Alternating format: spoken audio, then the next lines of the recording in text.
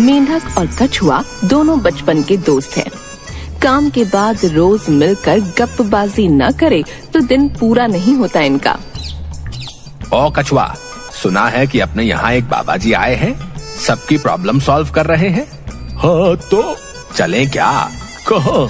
बाबा जी के पास? क्या होगा वहाँ जाकर बे? तेरी प्रॉब्लम वो नहीं समझेंगे, वो सन्यासी हैं, सन्यासी। छोड़ो बे अपना फालतू भाषण। तुमसे तो आज तक मेरी प्रॉब्लम सॉल्व नहीं हुई।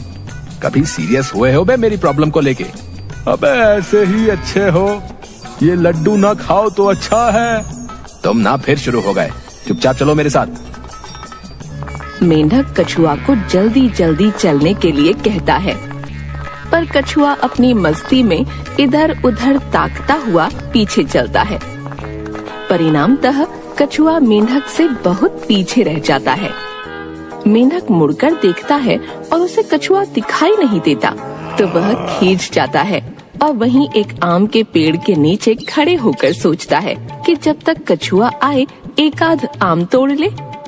यह सोचकर वह नीचे से एक के बाद एक छोटे छोटे कंकड़ उठाकर फल पर निशाना साधकर पेड़ पर फेंकने लगता है। तभी कछुआ आ जाता है और एक कंकड़ उसके सिर पर लग जाता है। क्या हो बे, मेरा सिर फोड़ दिया। मैं तो आम तोड़ रहा था, अच्छा हुआ जो तुम्हारा सिर फूट गया। ये क्या आम से कम है? रहने दो, तुमसे ना होगा। हाँ तो क्या करूं? तुम इतना धीरे धीरे चल रहे हो तो मैं क्या करता। अब चलो। यह कहते हुए मेंढक कछुए का हाथ पकड़कर जल्दी जल्दी चलने लगता है और कछुआ उसका हाथ थामे लगभग भाग रहा है।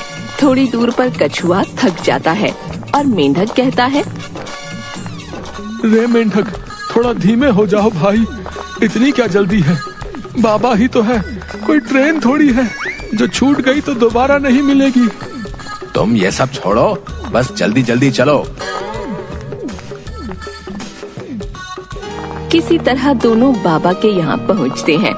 एक बड़े से हॉल के बाहर बहुत सारे जूते चप्पल पड़े हैं। दोनों भी अपने जूते चप्पल वहीं उतार देते हैं और हॉल के अंदर जाते हैं। एक बड़ी सी कुर्सी पर बाबा, उनके दाएं 3 और बाएं 2 शिष्य बैठे हैं। बाबा के सामने एक लंबी सी मेज है, उसके ऊपर बहुत सारी चीजें रखी हुई हैं और आसपास आम लोग बैठे हैं। मेंढक और कछुआ प्रवेश करते हैं, बाबा को देखते हैं, बाबा भी उन्हें देखते हैं। राम राम बाबा जी। बाबा जी उन्हें हाथ से बैठने का इशारा करते हैं तो दोनों वहीं बैठ जाते हैं। बैठे हुए लोग अपनी समस्याएं बाबा को बताते हैं। उनमें से एक सांवली लड़की बाबा के पैर पकड़ लेती है। क्या हुआ बेटी, बता, तेरी क्या समस्या है? बाबा जी क्या बताऊं, मेरी समस्या मैं खुद हूँ। मैं समझा नहीं बेटी, तुम क्या कहना चाहती हो? लड़की चारों ओर देखकर, समझ जाओ ना बाबा जी, आप तो अंतर्यामी हो। अरे मैं अंतर्यामी नहीं, उस ऊपर वाले का बस एक दास हूँ, इस दुनिया का सेवक हूँ। दुनिया के सेवक, दास, और आप? हंसते हुए मुंह बना लेती है। उसे कुछ समझ नहीं आता। मैं सिद्ध योगी हूँ, अगर तुम अपनी समस्या बताओगी तो कोई समाधान जरूर पाओगी। लड़की सिर झुकाकर बाबा के पैर पकड़ लेती है। बाबा जी मुझे गोरा कर दो। गोरा? लड़की हाँ में सिर हिलाती है। ना बाबा ना, ये तो ऊपर वाले की देन है। रंग रूप कद काठी तो भगवान बनाता है, मैं उसे कैसे बदल सकता हूँ? प्लीज बाबा जी कर दो ना। बाबा थोड़े गुस्से से उसे घूर कर देखते हैं और पूछते हैं, क्या करेगी गोरा होकर? माधुरी दीक्षित बनूंगी। सब हंसने लगते हैं। देखा बाबा, ये सब कैसे हंस रहे हैं मेरे रंग पर। इन्हें मेरे टैलेंट के बारे में कुछ नहीं पता, बस रंग पर हंसते हैं। मैं दिखाती हूँ आपको। लड़की अभिनय करते हुए बोलती है, एक चुटकी सिंदूर की कीमत तुम क्या जानोगे रमेश बाबू। अरे ये तो दीपिका पादुकोण का डायलॉग है। सब फिर हंसने लगते हैं। बाबा सभी को शांत होने का इशारा करते हैं। बेटी, जो तुम चाहती हो वो नहीं हो सकता। भगवान ने जो दिया है उसे स्वीकार करो। लड़की निराश होकर वहाँ से चली जाती है। एक आदमी अनाज का एक बोरा बाबा के चरणों में चढ़ा देता है। इसकी कोई आवश्यकता नहीं है। इतने अनाज का मैं क्या करूंगा? अरे बाबा जी, कैसे नहीं है?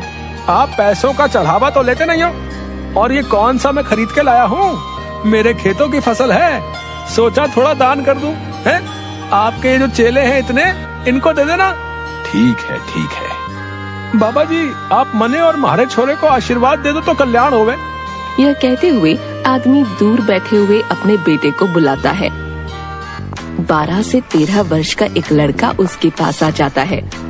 बाबा जी, ये हमारा छोरा है, इसको आशीर्वाद दे दो कि ये खूब मन लगाकर पढ़े और कोई बड़ा अधिकारी बने। लड़का अपने पिता को घूर कर देखने लगता है। बेटा देख उधर, सबसे पीछे कोने में जो घी का डिब्बा पड़ा है, उसे उठा के ला। लड़का वहाँ से चला जाता है। इस छोरे का मन बिल्कुल पढ़ने में न लागे, पूरा दिन अजीबो गरीब बातें करता है। इस साल तो फेल ही हो गया बाबा जी।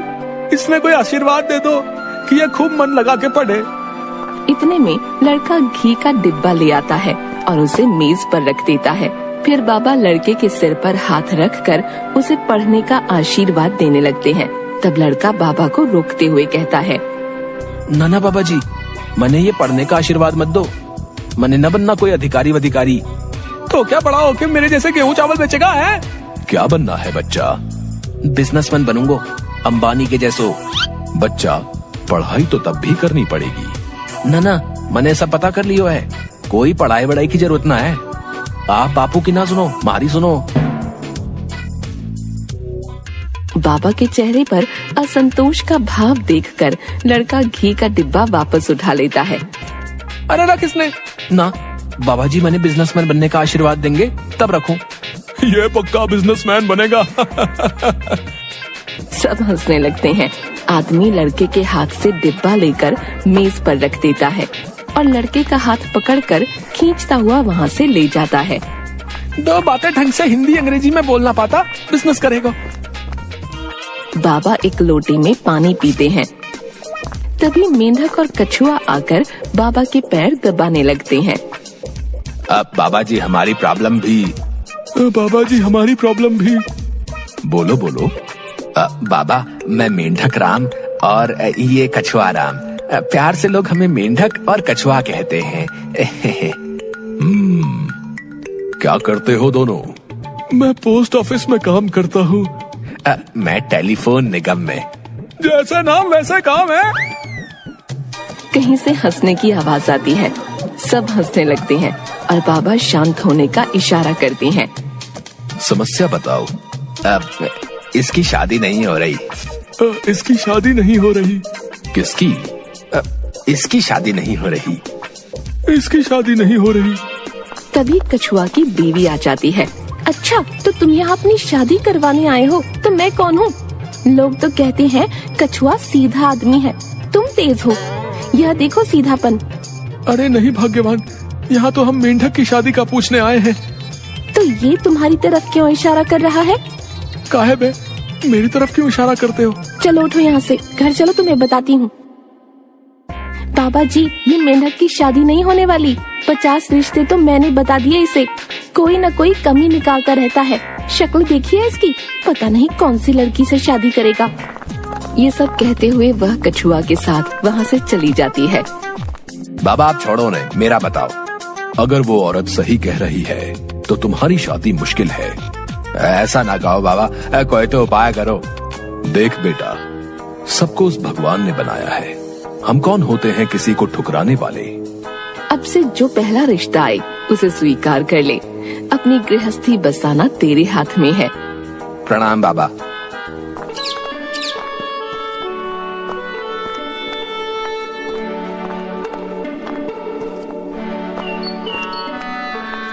मेंढक के घर पहुंचने पर माँ उसे आ जाए रिश्ते के बारे में बताती है, पर मेंढक अनसुना कर देता है और खाना खाकर अपने कमरे में चला जाता है। पूरी रात उसके दिमाग में सपने में कभी कछुआ की बीवी तो कभी बाबा की कही बातें आती रहती हैं। मेंढक अपने भावी जीवन को लेकर डर जाता है। अगले दिन माँ के दोबारा रिश्ते की बात छेड़ने पर वह तुरंत शादी के लिए तैयार हो जाता है और बहुत धूमधाम गाजे बाजे के साथ मेंढक की शादी हो जाती है।